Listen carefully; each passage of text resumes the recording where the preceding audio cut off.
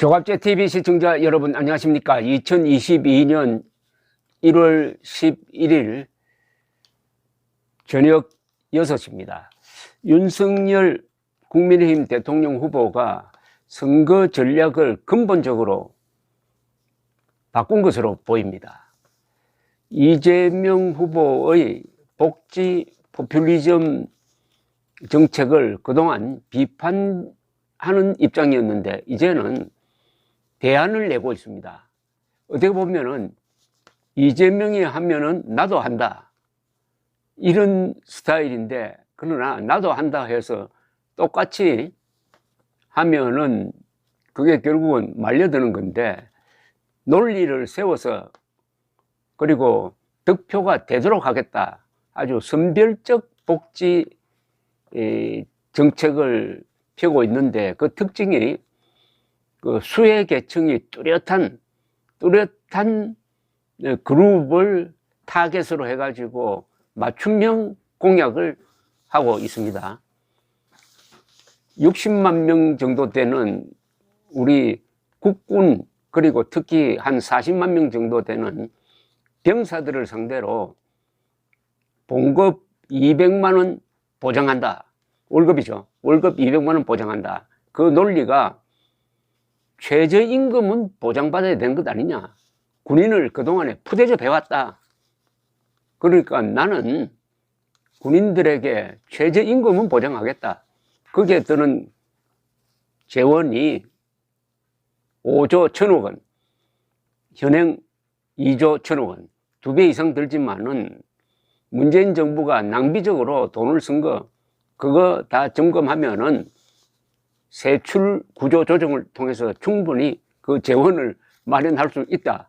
이런 공약을 어제 내놓은 데 이어서 오늘은 기자회견을 통해서 이 복지와 관련된 여러 가지 정책을 내어놓았는데, 임대료 나눔이라는 요 키워드를 하나 가지고 왔고, 그 다음에 출산 가정에는 월 100만 원씩 준다. 그 다음에 성장률을 지금 현행 2%대에서 2배로 높이겠다. 4%, 연 4%대의 성장 정책을 쓰겠다. 이렇게 구체적 대안을 내어놓았습니다. 그래서 앞으로 정책 대결로 갈 것 같습니다. 이 정책 대결에서 이 정책은 다 어느 쪽이든 다 돈이 들어가는 정책입니다. 다만 돈을 나라를 위해서, 미래를 위해서 누수 없이 낭비적으로 하지 않고 생산적으로 쓰느냐 여부는 아마 국민들이 판단해야 될 것 같습니다. 오늘 윤석열 후보는 기자회견을 통해서 저성장, 저출산, 부동산 문제 해결을 국정 운영의 3대 기본 방향으로 설정을 했습니다. 오늘 서울 성동구의 할아버지 공장 카페에서 열린 신년 기자회견 자리에서 대한민국은 3가지 근본적인 도전에 직면하고 있다. 3대 도전으로 코로나19 확산, 저성장, 저출생 양극화 심화, 자유민주주의와 시장경제의 위기를 꼽았습니다. 이 저성장, 저출생 양극화 심화에 제대로 된 대응조차 해보지 못하고 문제는 점점 악화되고 있다. 이 상태를 방치하면 머지않아 경제성장률 제로 시대가 오고 양극화 문제는 더 악화하며 출생률은 더 떨어질 것이다. 그래서 윤 후보는 3대 도전을 극복하기 위한 5대 목표의 일환으로 포스트 코로나 대응위원회를 구성하고 필수 의료 국가 책임제를 도입하겠다. 자영업자들 구제 방안으로는 임대인, 임차인, 국가가 3분의 1씩 나누어 분담하는 임대료 나눔제를 도입하겠다고 했습니다. 그리고 아이 갖기를 원하는 국민을 대상으로 1년간입니다. 매달 100만 원 상당을 지급하는 부모급여를 도입하겠다라고 했고요. 부동산 물량 공급 및 집값 안정 대책으로는 청년 원가주택 30만 호와 역세권 첫 집 주택 20만 호를 짓겠다. 그리고 에너지 전환 및 탄소 중립 방안으로는 원전을 더욱 안전하게 관리하겠다. 그리하여 잠재 성장률 배가를 약속을 했습니다. 2%, 연 2% 성장으로는 안 된다. 연 4%로 올라갈 수 있도록 하겠다. 이게 합리적이다, 가능하다, 이렇게 주장을 했습니다.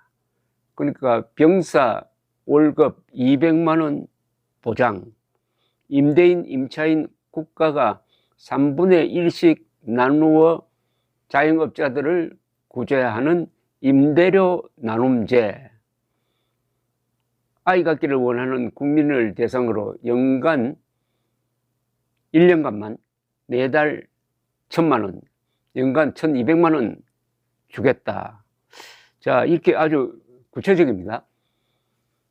자, 이런 결국 돈을 많이 쓰는 이런 정책 경쟁이 지금 벌어졌습니다. 이게 정통적 자유시장경제주의자들은 이런 공약은 하지 않습니다. 미국의 레이건 대통령이라든지 영국의 대처 같은 사람들은 이런 공약을 하지 않습니다. 그러나 한국은 특수한 상황으로 지금 파악이 됩니다. 사실은 이런 논의보다는 더 중요한 논의가 이 국가 안보, 북한 핵 문제, 이런 거죠. 특히 핵 문제죠. 그런데 핵 문제에 대해서는 공약을 내어놓아 보았자 이게 표가 안 된다는 생각을 지금 국민의힘은 하고 있습니다. 다만 오늘 윤석열 후보가 아주 근사한 이야기를 했어요. 오늘 북한이 또 신형 미사일을 발사를 한 데 대해서 어느 외신 기자가 어떻게 할 거냐 질문을 하니까 만약 그 미사일에 핵무기를 실어 가지고 쏘는 조짐이 발견되었을 때는 우리가 가지고 있는 킬체인을 작동시켜서 선제 타격을 해야 된다. 북핵 미사일 발사 조짐에 대한 선제 타격 그렇게 할 수밖에 없다. 현실적으로 북한의 핵 탑재 미사일을 쏘면은 1분 만에 수도권 상공에서 터진다. 요격할 수가 없다. 그러면 미리 막아야 한다. 핵 선제 타격, 그러니까 핵 미사일 선제 타격 개념을 처음으로 입에 올렸습니다. 이건 사실은 큰 뉴스입니다. 이것은 일면 머리 기사에 오를 만한 큰 뉴스인데 문재인 입에서는 이런 말이 죽었다 깨어나도 안 나옵니다. 이재명도 마찬가지입니다. 이것은 윤석열만 할 수 있는 이야기였어요. 그런데 이게 오늘 기사에서 거의 언급도 되지 않고 있습니다. 이러니까 윤석열 후보 쪽에서도 우리 국민들 수준에 맞게 공약을 발표해야 되겠다. 그 수준이란 게 뭐냐? 우리 국민들은 물질적 이득을 주는 쪽으로 쏠린다. 그러니까 거기에 울며 겨자 먹기로 이렇게 해서는 안 되는 줄 알면서도 그런 공약을 하되 그 논리는 상당히 근사하게 지금 포장을 하고 있습니다. 앞으로는 아마 이 논리 싸움일 겁니다.